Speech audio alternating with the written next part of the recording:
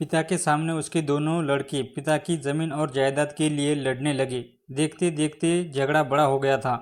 ऐसी परिस्थिति में पिता का ऐसा रिएक्शन बड़ा आश्चर्यचकित करने वाला था, क्योंकि अपने लड़कों को लड़ता हुआ देखकर वो जोर जोर से हंसने लगा।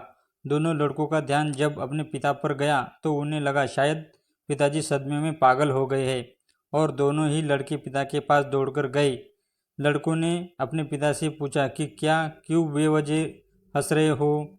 इनके सामने उनके दोनों लड़के आपस में लड़ाई करते देखकर पिता ने हंसते हुए कहा, मैं इस कारण हंस रहा हूँ कि तुम दोनों बड़ी जमीन जायदाद के लिए लड़ रहे हो।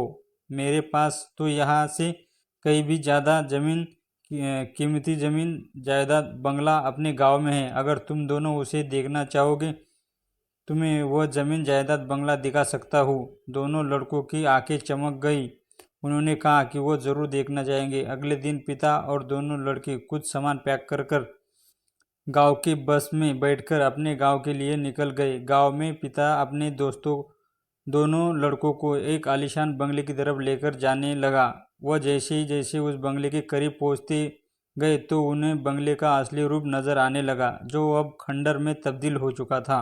बंगले के पास पहुंचकर पिता ने बंगले के बाहर बैठकर जोर जोर से रोने लगा। अब पिता को इस तरह रोता देखकर लड़के ने उसे चुप कराने की कोशिश की और एक गिलास पानी दिया।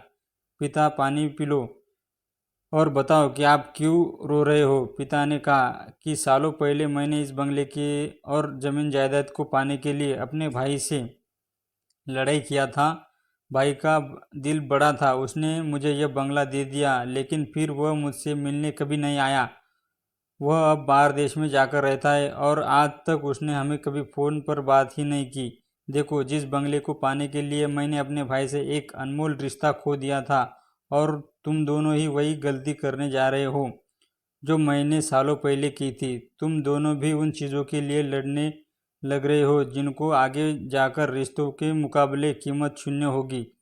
कुछ नहीं है, ये सब मोह माया है। क्या लेके आया था और कौन किसके साथ क्या लेके जाएगा, ये सब लालच है, और इस लालच के कारण हम अपने अहम रिश्ते को खो देते हैं। जब आते हैं तो उनके लड़कों की आंखें खून गई और उन्हें हंसने झगड़ा छोड़ दिया।